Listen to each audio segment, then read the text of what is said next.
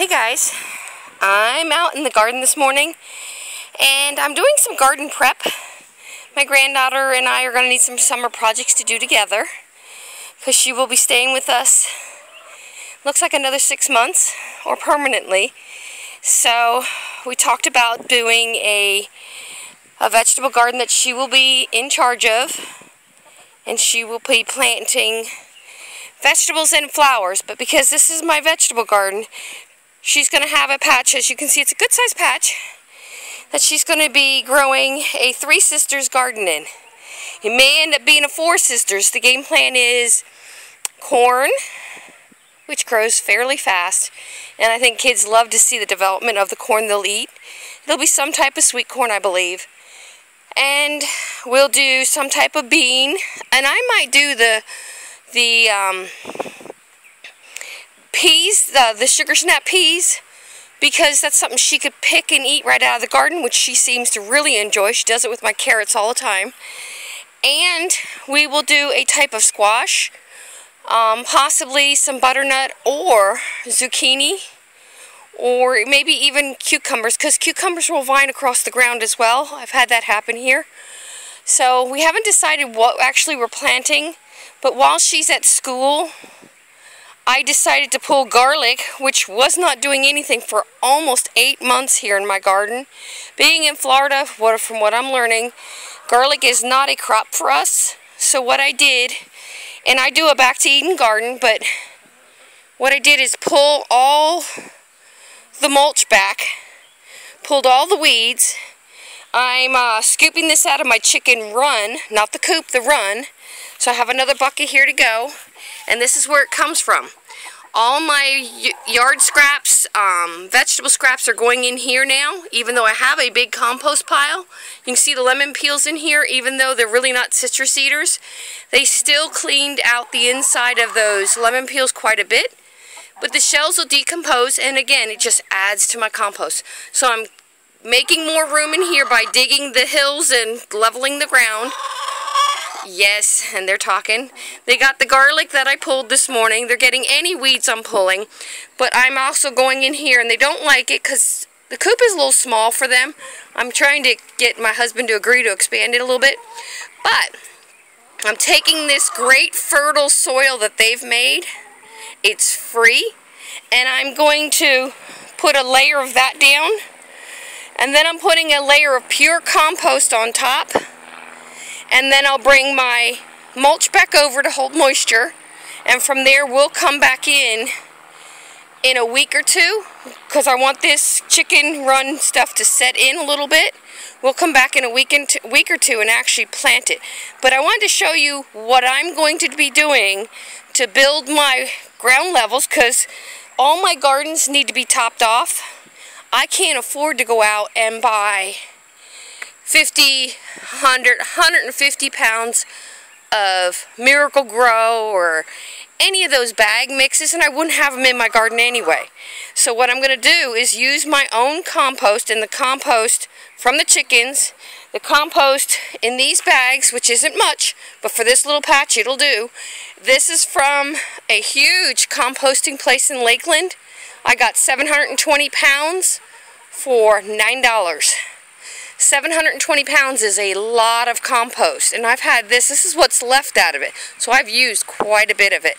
I'm using it in all my pots in this container gardening I'm doing, and the propagation I'm doing on my back porch. So it all comes together at some point. And this is what's left of my 16-foot of tomatoes. They're coming to an end, so I feel at this point if I start growing corn and it shades them out a little bit, it's not a big deal. These are about done, and they're being attacked by the squirrels and everything now. I got the bulk of the crop out. I have the rest up, cleaned out to ripen, and from there all these plants will be pulled and put into my compost bin, which is over there, because they're too much to put in this small coop for the chickens. But the fruit that goes bad, they get every bit of it, and they love it. So what I'm going to do is finish layering the chicken compost, then I'm going to layer the other compost, and I'll bring you that part too. So as you can see right here, See how lumpy and bumpy it is? But this is a sand compost, so drainage is amazing here. Almost to the point it drains too well, which is why we got to add organic matter so that this bed does not dry out. And this bed runs downhill. One of my other challenges. But I'm going to work on getting this done, and unfortunately I can't film and work at the same time, so I'll be back with you in a few minutes. Okay, here's where we're at. I'm going to show you the differences. This is the compost we bought, okay? And this is the chicken compost. But look what happens, just to give you an idea how bad my soil is. You see how light colored that sand is down there? There's like not near enough going on in that sand. So it's really depleted soil, which is normal, unfortunately, for Florida, because we've torn all the good stuff out of the soil to plant grass and ornamental trees. No, that's not my tree. It's my neighbor's.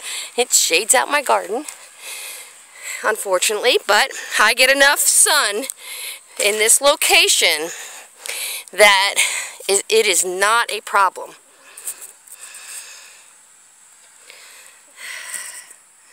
So, I almost turned my phone off on y'all. Let's hope I'm still recording. Now, you can see the difference between this and this. That's why I'm topping this garden. I fertilized with the chicken compost. It has no odor. And some of that reasoning is we put so much greens in for those chickens, and my recent rosemary haircut I gave the bush has gone in there. The rosemary made a huge improvement of the chicken run smell. So I'm thinking about putting it actually in the coop.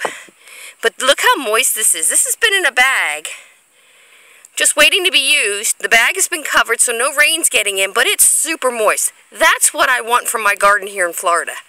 Because sand percolates water so fast that it really doesn't hold moisture. So the goal is the compost will, and then a topping of my oak leaves. Why oak leaves? Because you use what resources you have. If you have pine needles, use them. They break down very slowly, and they do not make your pH change like many people would tell you. It's a very slow process, and the only place that pine needles affect your pH is in a dense pine forest.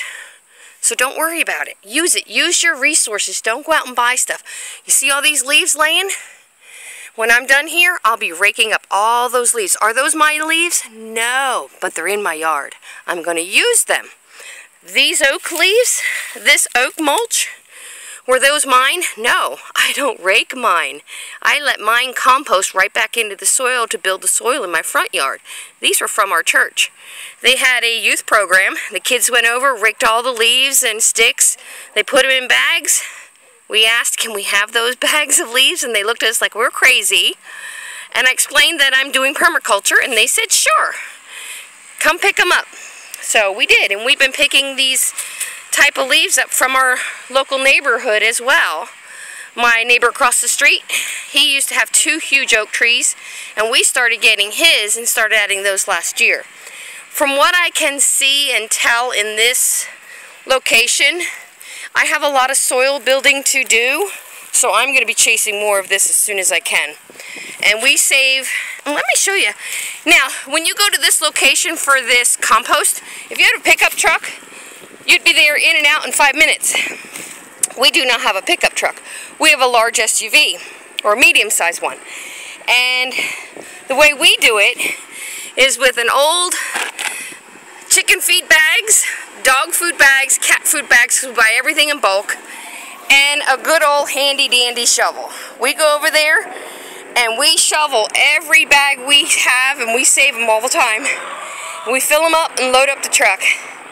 Little back-breaking, yes. Well worth the results, though. Oh, guys, I gotta show you. You see that line, that framed-out garden over there?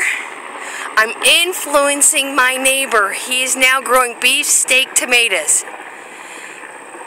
I I told him stop watering. He was watering every day, and he's got it heavily mulched. I said, stop watering, you're going to drown them.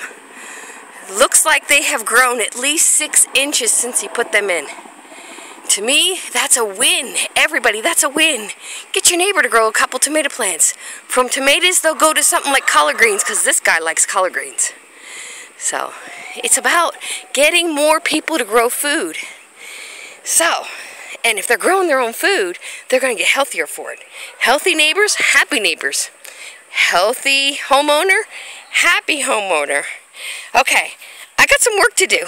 I'll be back when I'm done spreading this layer of compost, and then my last step will be putting the mulch back on and adding to it. So, I'll be back in a minute. Okay, we're back. You can see that compost is spread. I added both those bags, the very last that I have. So now I have to plan a day to go over and pick up probably close to 800 pounds because we've got a lot more bags now. And we'll literally fill up the back of my SUV. So, and that's okay with me. I throw blankets down so that, and it's in bags so it doesn't really make a problem. It smells wonderful too. Now, one of the things I would advise you on when looking for compost, before you actually buy your compost, go look at it. This compost, as you can see, is very, very fine. It's got organic matter in it. Yeah, there's a few small sticks, but that'll break down in time. It has no odor. Guys, I can't tell you how important. You do not want to buy compost that has odor. Oh, look, it's got a seed. It's probably peach or nectarine that just hasn't broken down yet. If I get permission, I'm going to try and videotape the place that we get this and show you some of their equipment. They have this massive tumbler, and basically asked her how they make their compost, and she said we dig a hole in the ground, and they get all kinds of scraps from all over the county, and it's all food scraps. No meat goes in there, no animal parts, nothing. It's all vegetation that goes in, and they turn it, but they let it cook for a whole year. That's the key to successful compost, and this stuff is just, I can't even tell you how amazing this is, and the results I've had from growing it in it has been phenomenal. So, with that being said, find out how your compost is made. And if you're getting it like I did, 720 pounds for $9, it's a no-brainer to go get a truck bed load, to go fill a couple bags. If you're doing a small garden, you only need a couple of those bags. Top off your soil once to twice a year if you can. Keep your, you see my garden, this was about 2 inches less than what it is now. It's almost at the very top, and that's what I'm looking for. I have 2 other beds that I need to do this in, and they're about 6 inches low. So you know I need a couple 100 pounds of compost per bed. And those are my 4-foot by 8-foot beds. And let me take you over and show you if I can get up off the ground. Okay, guys, the girls are having fun. I gave them some parslane and some other little weed they just absolutely love. So I tell my husband, don't weed whack that weed because the girls like it. So the girls get it. It saves me feed, cost on feed. So here's one of my grow beds. And when you look at it, you see the height between the soil and the top of the wood? I want to bring that level up. That way it saves me some bending, and it thickens and deepens where the roots can go. And I have some fencing around for when the girls get out, which the only way they get out is if I let them out. See it's under control. It's probably the first time you've seen it under control. I gave it a really tight haircut and threw it all into the chicken coop. So, yeah, I finally got that under control. My water totes filled to the brim, both of them. And I haven't had to water because we're getting water at least twice a week right now. This is one of the beds as well. So this one and the one behind me. So I have one here and one here. These are my primary beds, my first beds. But to be honest, they're too small. So I just, like, these were tomatoes I just had suckered off, and I just shoved them in the ground, and if they made it, they made it. Great. If not, no big deal. And this one here, I threw in a bunch of collard green seeds, and they're doing really good. I cleaned this out. This had some really nasty tomatoes in it, so I yanked them all out, getting ready to do something different. Now, when I go to top this off, I'll have to rake all these leaves back to top it off, because you don't want to mix your mulch in with your soil. It actually will affect how your plants grow. Top it off for moisture retention, yes. Taking it and mixing it in with the soil, no, no, no. That's a big no-no. This is my mammoth dill. You can see it's gone bonkers, and it's going to seed. So that's going on right now. So I really don't cook with dill, but for some reason I guess I needed to buy some, and I bought the plants as well, and now I haven't used them at all. I'll try and collect seeds, and that way I have them. And they are kind of a very pretty plant. They're like a dusty bluish green, so they're really pretty. And the caterpillars are liking them. And it's not just a caterpillar. They're butterfly caterpillars. And butterflies are a pollinator, so we want to encourage that. I had a big guy on these. I don't know where he got to. He was gorgeous.